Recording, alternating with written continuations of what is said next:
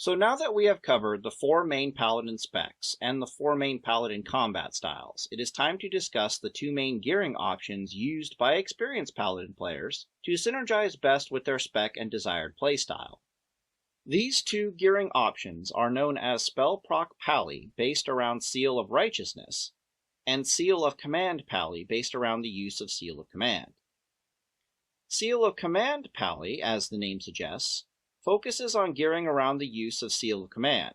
which is a seal that Retribution Paladins can use that effectively grants the Paladin an extra melee attack proc chance that does extra holy damage upon melee attack. In functionality, Seal of Command is similar to a Mortal Strike proc that is on an 8-second cooldown rather than a 6-second cooldown, with the actual math on Seal of Command being that for every second of swing time your weapon is putting into its target, Seal of Command has a 12% chance to proc, effectively giving it a 44% proc chance each time your 3.8 speed weapon hits its target. As this is the case, and since Seal of Command scales with both physical and spell power damage bonuses, this makes Seal of Command by far at its best when paired with a slow, hard-hitting two-handed weapon, attack power gear, and bonus melee crit, effectively making gearing to use Seal of Command to be nearly identical to that of an arms warrior that desperately needs at least some mana to back it up. Some of the finer notes on Seal of Command gearing involve the use of Frost Oil and bonus spell power damage gear. As in the cases of Deep Ret and Ret Reckoning, both mana and getting your gear can be an issue, and thus it is very handy information to know indeed that spell power gear scales decently well enough with Seal of Command, in both the proc and the judgment, to make it BIS, to have at least 2 to 3 pieces of it at all times. Now, the reasons for this are rather complicated, so I will do my best to list them here. First, items with spell power usually also come with extra mana, which is a big deal pre-AQ40 and Tier 2.5, as you will often be struggling for mana as a warrior-geared paladin. Second, as a Retribution spec, particularly as Control Ret, you can expect to consistently get the opportunity to heal a very specific number of times during a fight. Thus, having enough mana to even be able to use those opportunities to heal, and the slight bonus healing from the spell power gear itself, might not be DPS superior on paper, but is most definitely tactically superior in the vast majority of combat situations. As hit points are a big deal in PvP, and if you are planning on playing a warrior that can heal as a paladin, it usually benefits you at least to be able to heal when you could have healed, otherwise what was the point? Next we have Frost Oil.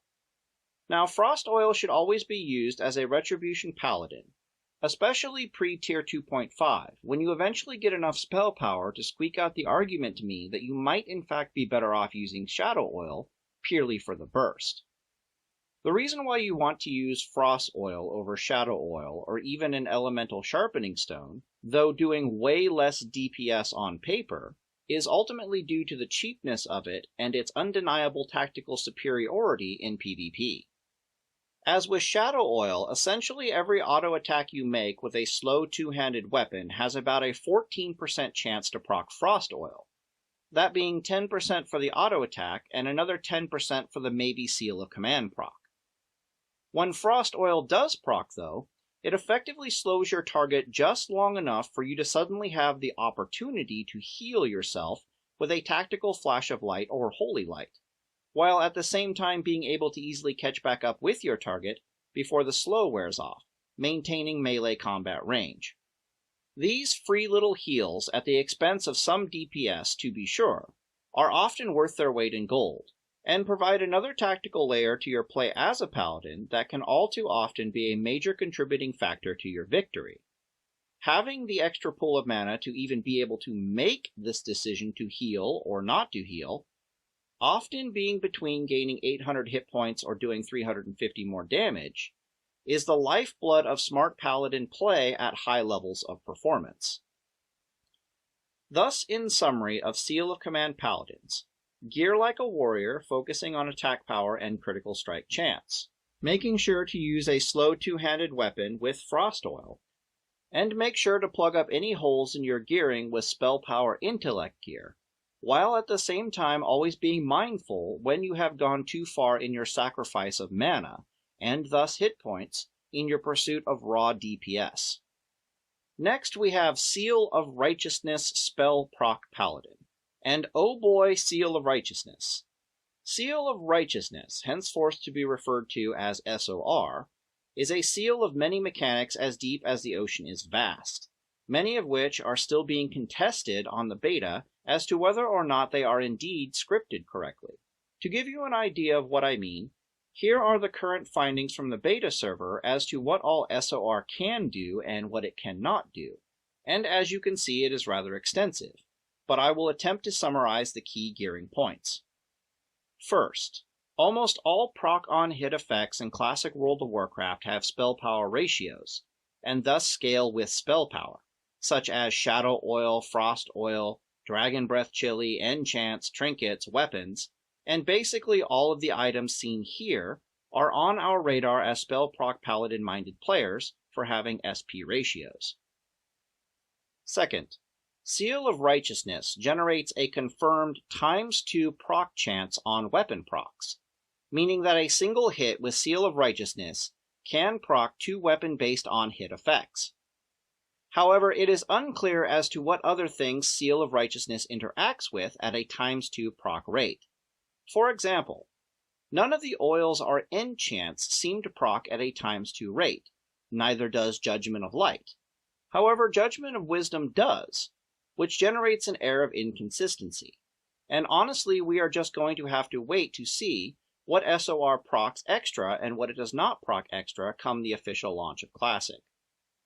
Now as for the seal's mechanics themselves, SOR, as we can see here, appears to do a base amount of damage that scales with level and caps at a point. This base damage also scales with weapon speed, with slower weapons doing more base damage per hit and faster weapons doing less. However, Seal of Righteousness also gains 10% of your spell power in damage per hit for one-handed weapons, and 12.5% per hit with two-handed weapons, regardless of weapon speed.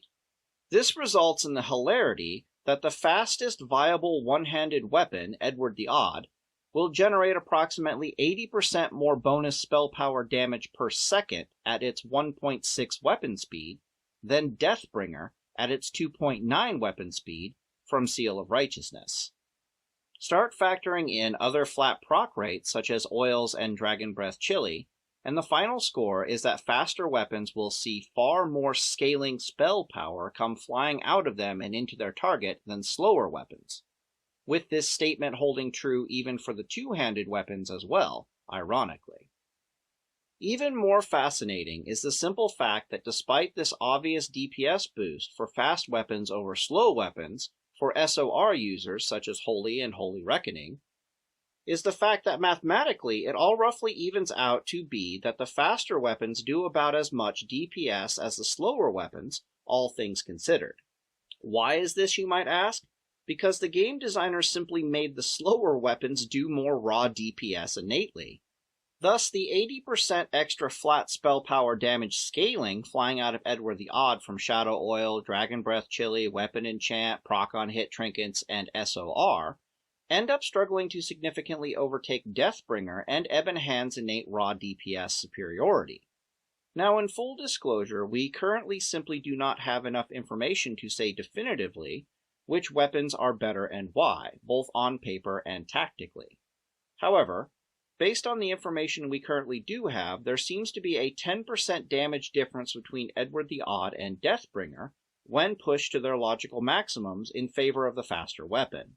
But when tactically applied to PvP, meaning you are using more control-based trinkets and not the proc-on-hit effect trinkets that scale super well with faster weapon speeds, that DPS difference is suddenly 6% or less depending on spec. In summary, what all of this means for SOR gearing is that you stack spell power gear, such as full tier 2, get as many proc-on-hit effects with spell power ratios as are tactically manageable, such as the items seen here, and then you get to basically pick your poison in terms of the weaponry department, as any single one of these weapons will likely be just as good as any of the others, but very tactically different in their performances, as each are likely to be very different in their tactical superiority under which matchups and in the hands of which specs and why. We simply cannot know until we see the proc rates, ratios, and underlying mechanics of these items and more. But all told, that is essentially all there is to know about the two main gearing options for Paladin. You can either stack spell power and use spell proc on hit items with SOR, or you can pretend you are a warrior that can heal with Seal of Command and stack attack power and crit gear. The basics are ultimately simple. However, it is in the details that such things get interesting. But more on that to come in future videos when we cover class and spec specific matchups in this video series.